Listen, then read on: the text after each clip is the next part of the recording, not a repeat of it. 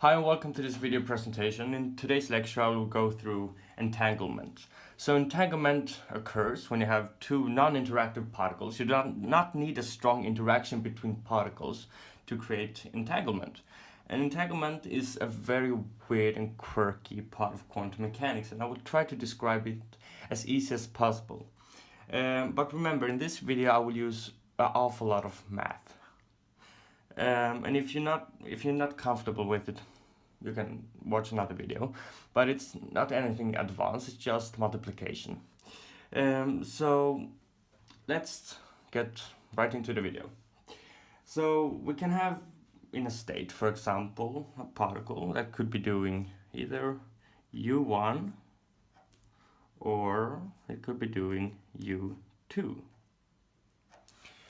And then vice versa, we could have another particle that does v1 or, in fact, v2. Okay? So if we want to describe this state, we can simply just pick one of those and, well, just put up a state. So we have all these particles flying around and we want to describe the whole state. And let's say then, for example, that particle 1 is doing u1 and particle 2 is doing v1. So in a sense we have described the whole system. I told you what particle 1 is doing and I have told you what particle 2 is doing. So mathematically we have a way of writing this. And we like to create a common state out of these things. And we do that by using this sign. It's called a tensor multiplication. And I will show you right now how to use that. It's quite simple. So let's have a particle u1. And we'll multiply that, tensor multiplication looks like that, with particle v1.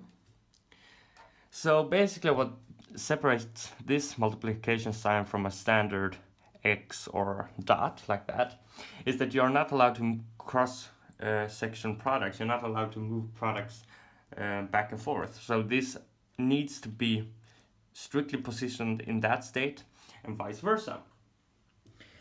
So now in a sense we have pretty much described the whole system, but let's describe a new system in greater detail. So for that I will need a new page. So let's take a new state for now. Instead of just having u2 tensor multiply with u1 tensor multiply with v2, let's take for example alpha 1 multiplied with u1 plus alpha 2 multiplied by u2. And we put this whole thing into parameters, and then we tensor multiply it by beta 1 v1 plus beta 2 v2.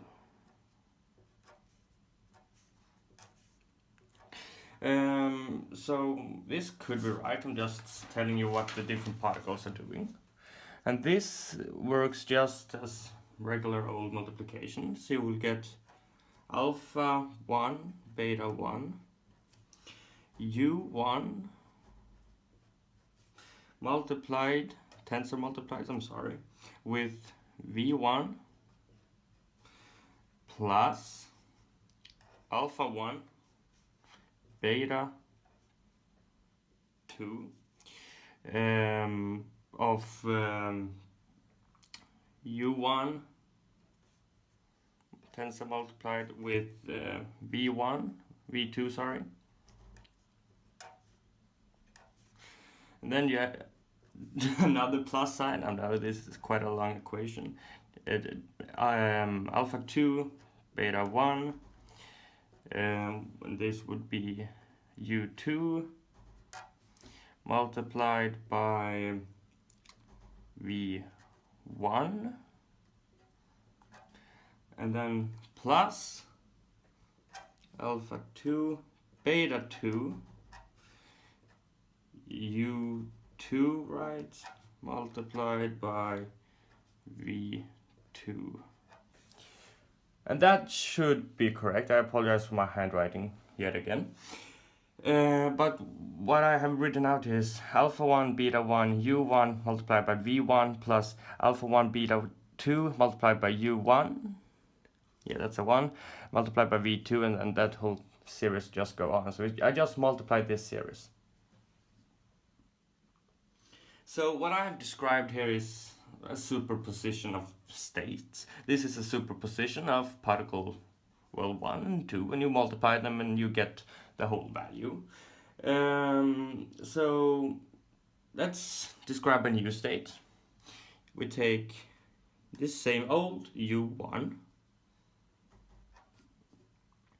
and we tensor multiply it by v1, and then we add u2 and we tensor multiply that simply with v2. Okay, so this seems to be different because I have a hard time telling you what P1 or particle 1 and particle 2 are doing separately.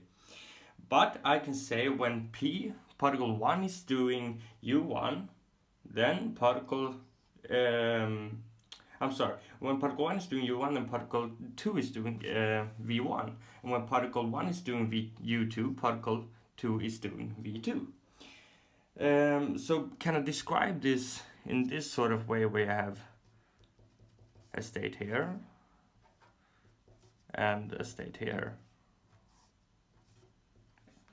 Well, I seem to have difficulties doing so, because if we compare this to this state, we can say that alpha 1 beta 1 should be 1. That's simply right. Then you have alpha 2 beta 2, and that should be 1 as well. And there could be no cross products. So, oh, sorry for that. Alpha 1 beta 2 should be 0 then. And alpha 2 beta 1 should be 0. So this is a problem, because either alpha 1 is 0, which violates this statement, or this statement, because if alpha 1 is 0, then this would be 0 as well, correct? But if beta 2, sorry, that is supposed to be beta 1, and let me just check, beta 2, sorry, and that is beta 1. So if beta 1 is 0, then if beta 2 is 0, then that violates this statement here, because then this should be 0 as well. So you seem to have particles that are depending on each other. So you can't tell what one particle is doing without describing the other particle, which is just slightly weird, but that is called entanglement. When particles are entangled to each other, you cannot describe them separately.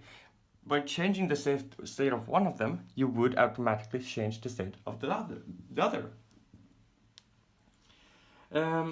So this is weird, right? And you are absolutely correct to think so. This is extremely weird circumstance, and it's hard to grasp without using mathematics, and that is why I used quite a lot of maths in this video, but it's an interesting topic. And if you want to learn more, please let me know. But for now, that's all. Thank you so much for watching. I hope to catch you in a future video.